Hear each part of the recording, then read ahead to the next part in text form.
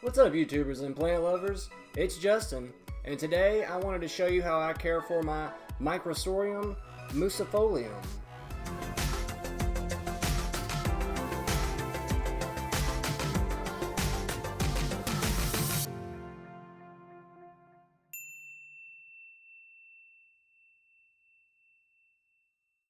Now, is that a crocodile or an alligator? Well, it turns out when it comes to the plants or the ferns, we really can't tell either. You've probably heard it called the crocodile fern, the crocodilus fern, or the alligator fern. But it is, alas, the crocodile fern is what I've always heard it called. But you would be forgiven if you called it the alligator fern. And it's one of my favorite ferns. They are beautiful. I've looked for this plant forever. I couldn't find it anywhere. Fortunately, about 6 months ago, I found it at Myers.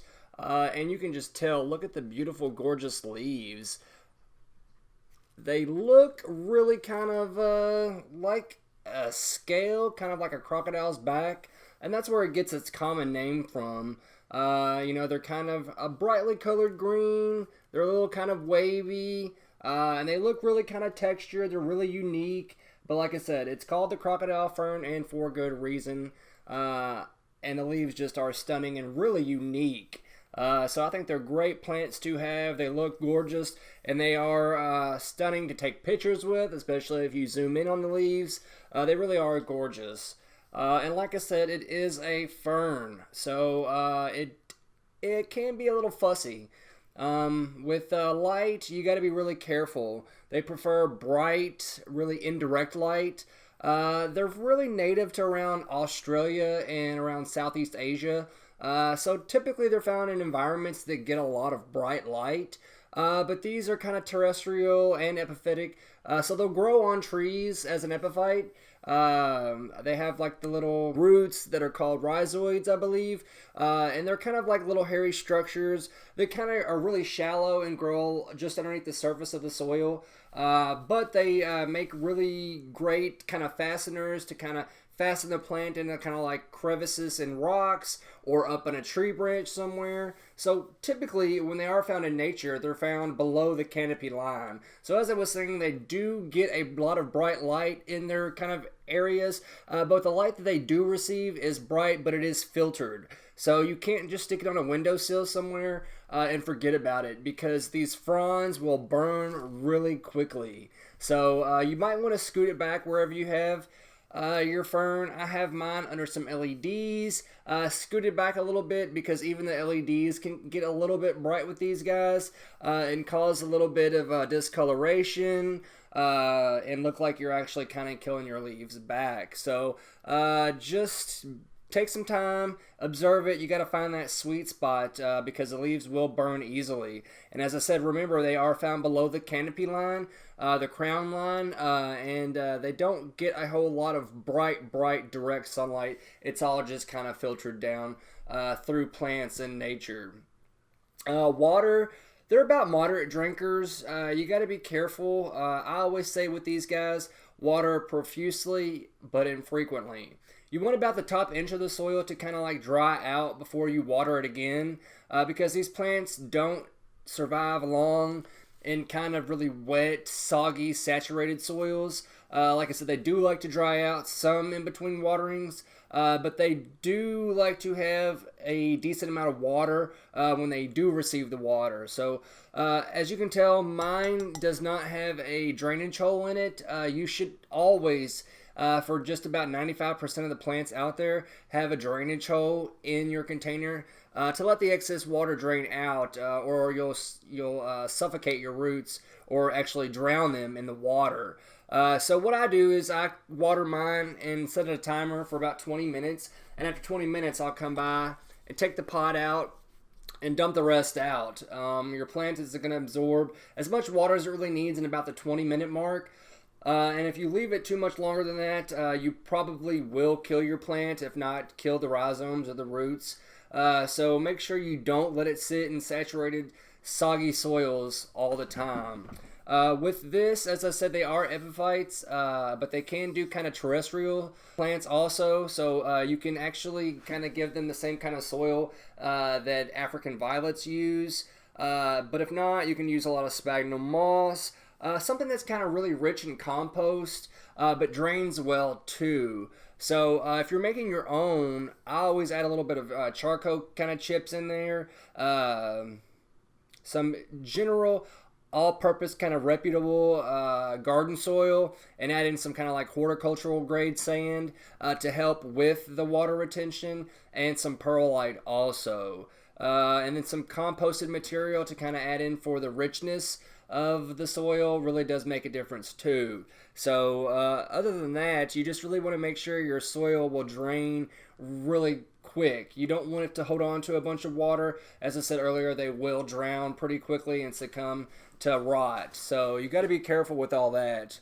I believe the soil needs to kind of be slightly acidic to neutral. I want to say around 6.0 to on up to 8.5. A little slightly acidic is about the normal comfortable range. I think they really kind of prefer more on the acidic side, slightly more on the acidic side. You don't want to go too acidic, but kind of up to neutral too. They are pretty large plants. Unfortunately, I've got a baby one here. Like I said, I have had trouble finding these guys, but they are gorgeous. But a mature plant will probably reach anywhere from 2 to 5 feet and have about a similar width too. So they do get rather large, and you probably will have to have ample growing space for this plant when it gets older. But until then, I mean, God, they're gorgeous and stunning. So they are interesting pieces to kind of talk about. And then along with light and water and soil, the next thing you kind of want to look after is the humidity.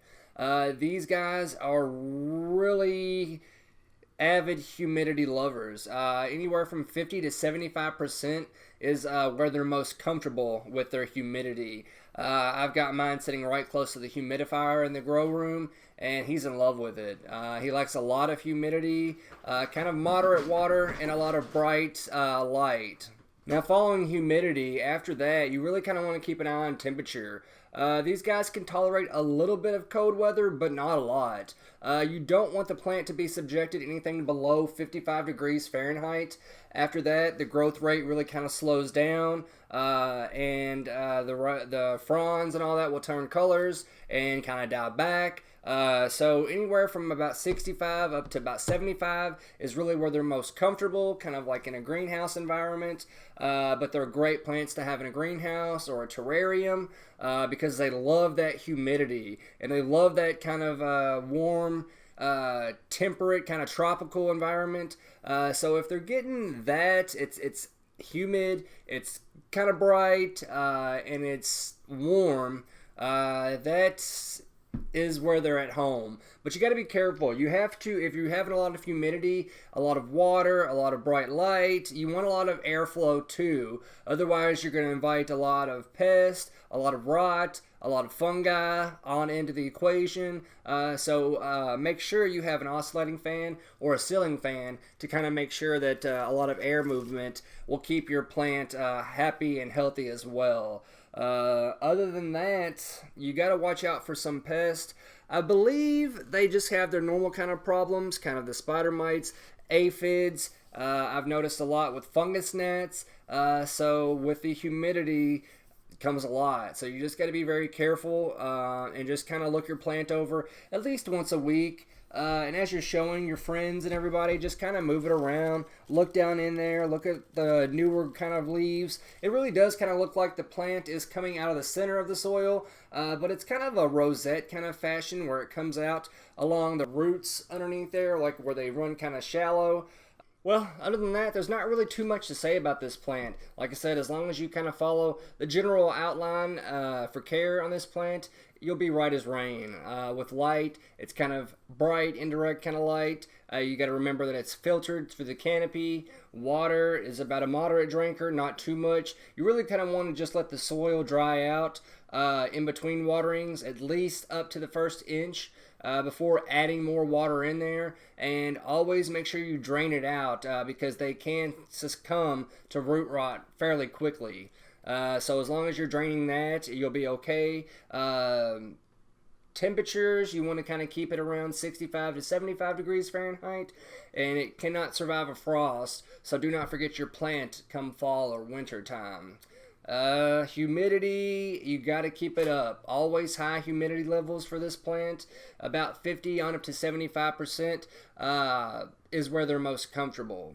Soils, like I said, they are epiphytes, and they are somewhat terrestrial, so you can kind of doctor up their soil, kind of African violet-like, something that's kind of rich in organic compost, but also drains relatively quickly also, is great for this plant. Like I said, if you're looking for one, they do have them online, and Myers is where I found this bad boy. He is rather small. They're kind of slower growers, a little bit moderate, but I can't wait to see what this one's going to look like. I got him under the LEDs just to kind of help him out, and I think he's going to turn out great. Like I said, I love the leaves. They are stunning, but you got to be careful because if you get them too close, they will burn really easily. Well guys, let me know if you've ever had any kind of success or failures with this plant. Leave me a comment and let me know what you think about the plant. If you like it, if you think the gorgeous stunning leaves are all that to rave about, or if it's just kind of like meh. And while you're at it, hit the thumbs up or hit the subscribe button. That always helps me out a bunch. And also feel free to share my videos with any other kind of plant lovers out there that you think might like to learn a little bit more about this plant, or see any of my other videos also. Until next time guys, don't forget, always plant prudently. Thank you YouTube.